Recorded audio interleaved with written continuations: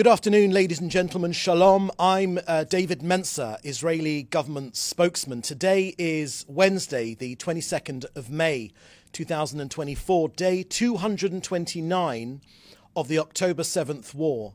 And our war aims remain precisely the same: to destroy Hamas's military and governing capabilities, to free all 128 hostages, and to ensure that Gaza does not pose a threat to Israel ever again. All of our objectives are within reach. Firstly, here are some operational updates in the last 24 hours alone. IDF troops are bravely fighting in the north, the south, and the center of Gaza, uprooting terrorists and destroying tunnels. Every day, IDF forces eliminate more terrorists, discover and dismantle more terror infrastructure. In Jabalia, soldiers arrived at a mosque to find Hamas-stored missiles and rocket launchers there. In eastern Rafah, they located a tunnel shaft with a weapons warehouse laden with munitions. Dozens of terrorists were eliminated. In Khan Yunis, IDF targeted and killed a terrorist who took part in the October 7th massacre and led anti-tank fire against our forces. And to nobody's surprise, well, that's if you've been following the pattern, our troops discovered a Hamas military compound located inside an UNRWA school. Yes, that's right, inside an UNRWA school.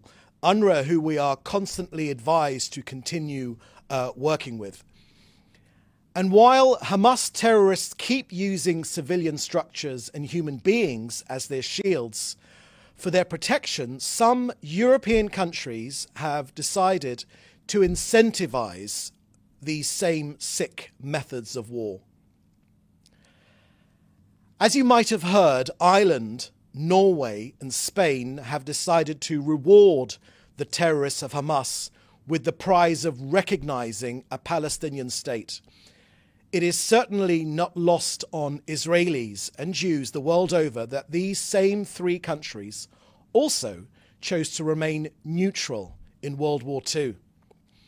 Seems like they didn't mature to realize that history remembers the appeasers, and now they are giving a prize to the rapists and the murderers who are still holding our stolen people in captivity. Ireland, Norway, and Spain are telling Hamas in a loud and clear voice that the October 7th massacre pays off. They are telling Palestinians that educating children to terrorism and refusing to accept a Jewish state pays off. There is no talk of bridge building, of coexistence, of bringing people together. No. These countries encourage and perpetuate war, more conflict, more bloodshed, not less. Don't be mistaken. Empty slogans and impromptu solutions are not real peace. Peace would require deep changes within the Palestinian society. It will take a Gaza that is demilitarized and de-radicalized, because any artificial attempt at so-called peace or a stopgap to the next Hamas invasion of Israel is simply not peace. Israel's foreign minister has instructed the immediate recall of Israel's ambassadors to Ireland and Spain and Norway. We send a clear and unequivocal message to their leaders. Israel will not remain silent in the face of those undermining our sovereignty and endangering our security. This Irish, Norwegian, Spanish folly does not deter us. Their response to the worst killing, the worst day of Jew killing since the Holocaust, is to reward the terrorists. You know, like some bizarre, devilish mirroring of history, when the State of Israel was established, after only 11 minutes, the United States was the very first country in the world to recognize Israel on May 14th, 1948, by President Harry Truman. Today, Hamas was the first to welcome Spain, Norway, and Ireland announcement. Hamas commits genocide against my people, on October 7th, and they are rewarded with recognition. What next? Might Norway recognize ISIS? They have recognized a state that promotes hate, racism, and anti-Semitism in its curriculum. Ireland has form, of course. None of us forget that Ireland signed the Book of Condolence when Hitler himself killed himself. Next, I want to draw your attention to what the Prime Minister said overnight on CNN. After making the point about 500,000 tons of aid that have gone into Gaza, the almost 30,000 trucks brimming with food, medicine, water, shelter, that's 300 football stadiums full of aid that have gone in. Indeed, 462 trucks just yesterday. The Prime Minister dealt with the charge of malnutrition in Gaza. The Prime Minister said, quote, "They talk about 23 or 30 cases of malnutrition in a population of 2 million. The United States in 2022 had 20,000 deaths for malnutrition. That's 3 times more than in Gaza." So this is completely false. It's the kind of slander that has been leveled against the Jewish people for ages, and it's renewed now again against the Jewish state. It was false then, and it's false now. End quote. Next, in terms of the post-war plan, the Prime Minister shared his 3-point plan and said, quote, "The day after Hamas is the day after Hamas. We have to get rid of Hamas. Otherwise, there's no future for Gaza, no future for peace, and it'll be a tremendous victory for not only Hamas, but for the Iran terror axis that backs it and organizes it, together with Hezbollah and the Houthis and other terrorist organizations. Rafah is the last stronghold of the Hamas terrorist battalions. We will defeat them, and that will end the intense part of the fighting." End quote. Next, the Prime Minister spoke about the next stage after Hamas is defeated, and I quote, What we have to do is have sustained demilitarization of Gaza. Israel is the only force that can prevent the resurgence of terrorism for the foreseeable future. At the same time, we want a civilian administration that is run by Gazans who are neither Hamas nor committed to our destruction. The third thing that I would do is have a reconstruction of Gaza done by the moderate Arab states and international community. That's demilitarization, civilian administration by local Gazans who are not committed to Israel's destruction, and responsible reconstruction, end quote. So in response to those that want to put a Palestinian Authority into Gaza, the Prime Minister reminded that the Palestinian Authority still teaches its children to seek the destruction of Israel, and it still pays terrorists. It pays terrorists monthly stipends, the infamous pay for slay policy. The more Jews they kill, the more they pay. And finally, I want to draw your attention to a video of our precious hostages, which will be shown tonight at 6 p.m. Jerusalem time. The parents of 5 young ladies have agreed to show this 3-minute film. These girls are still in captivity of Hamas. Please don't look away. Watch the film. Do not look away. Support Israel in bringing our people home. So that's the end of our briefing today. I will now take your questions, which you should put in the chat with your news outlet. Thank you very much. First question from Joel Pollack from Breitbart News. There are reports that most of the aid delivered to Gaza from the floating pier is being stolen. How much of that aid is being stolen, and is any of it actually reaching Palestinians? Thank you for your question, Joel. Yes, indeed. Much of that aid is being stolen from that CENTCOM pier that has been set up by the US. This is the problem we're facing. Israel wants to get as much aid into Gaza as it possibly can, and much of the aid is being looted by Palestinians because by Hamas, that want to starve their own people because it looks good on the media, unfortunately. But none of right-thinking people should fall for it. We're getting as much aid as we possibly can in. The challenge is to get it distributed properly. And we continue to work with partners that will distribute aid so that it reaches ordinary Gazans inside Gaza. For further information, you should reach out to COGAT to get more information on that. Next question, please. Another question from Joel Pollack. The U.S. government extended condolences to Iran on the death of Iranian President Raisi. Does the Israeli government also express its condolences? Thank you for that question, Joel. No, we don't express our condolences. Raisi was president of a regime which the terrorists of Tehran orchestrated, fund, and continue to seek the destruction of this country. Indeed, it's the only case in the United Nations where a UN member, Iran, seeks to destroy another UN member, Israel. So there are no tears being shed here in Israel for the death of this tyrant. These tyrants in Iran need to be stood up to. They cannot be appeased. And any of this sort of fake expressions of regret about what has happened to these Iranian leaders is, it turns our stomach, to be blunt. Next question, please.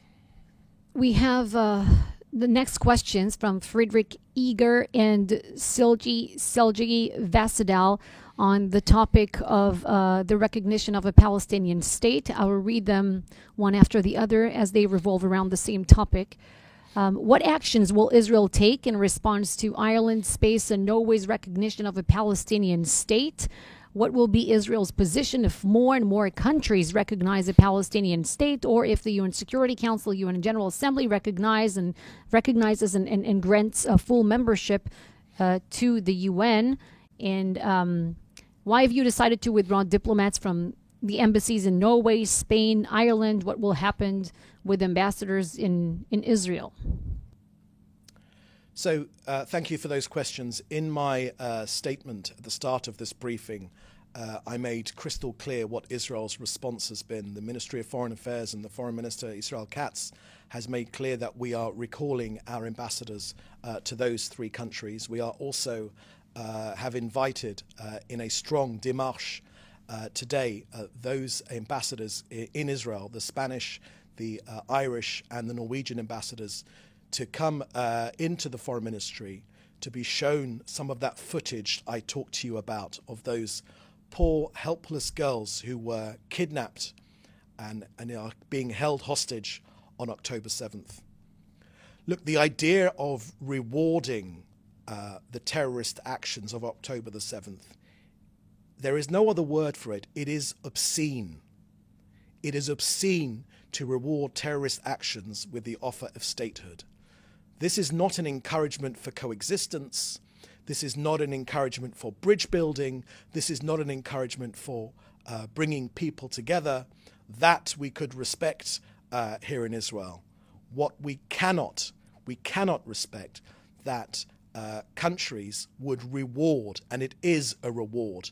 The message will go out today far and wide to all terrorist organizations that commit October 7th style massacres, rapes, beheadings, burnings of babies, and you will get what you want. Just within a short 7 or 8 month period, you will get your demands will be acceded to. Who celebrates this recognition? Iran celebrates this recognition, the enemy of the West. Who else celebrates this recognition? Hamas celebrates this recognition. What can the dastardly leaders of Hamas in their terror tunnels be thinking right now? They're thinking right now, we have no reason to return these poor hostages, our 128 stolen people. We've got no reason to send them back to Israel, both the dead and the live ones. Why should we? Because our actions have been rewarded. Our terrorist actions, our inhumane actions have been rewarded in this sick recognition. This recognition is obscene, and Israel stands wholeheartedly against it. Next question, please. We have two more questions. I'll take this one from David Clement from the News Forum in Canada first. He says, both Canada's Prime Minister and Foreign Affairs Minister have said that they respect the independence of the ICC. Should they respect the decision of the ICC if it proceeds with warrants against Prime Minister Netanyahu and Defense Minister Gallant?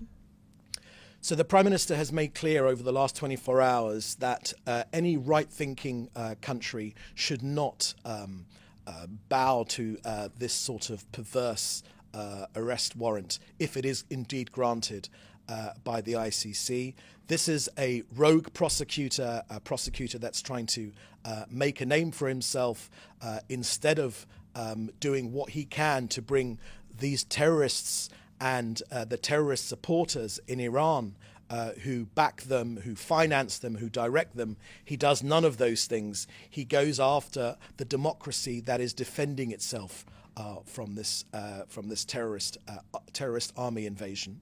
So the comments to fellow countries and democracies that love freedom, that support Israel's right to defend itself, then they should indeed, when we do carry out that right to defend ourselves, while at the same time minimizing in the most, in no other example of urban warfare has there been such a low occurrence of civilian casualties. In not one, bar none. We know that the ratio is down to about 1 to 1, one terrorist to one civilian being killed. Now, of course, every civilian killed is a tragedy, but of course this is Hamas's strategy, and for this action to be rewarded by the ICC, it is obscene as well. Throughout history, Israel has very often stood alone against tyrants that would seek our destruction.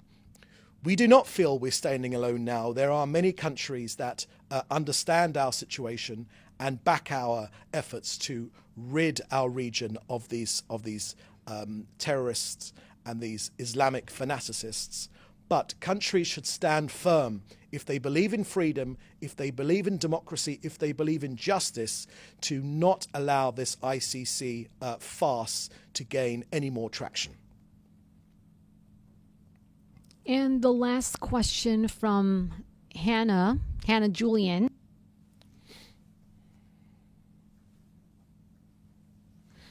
Homefront Command has declared Mount Meron as a closed military zone until next Monday, and the mayor of Tiberias has likewise closed Rabbi Akiva's tomb for the same reason, concerned that any large gathering of Jews would present an attractive target for Hezbollah missile fire.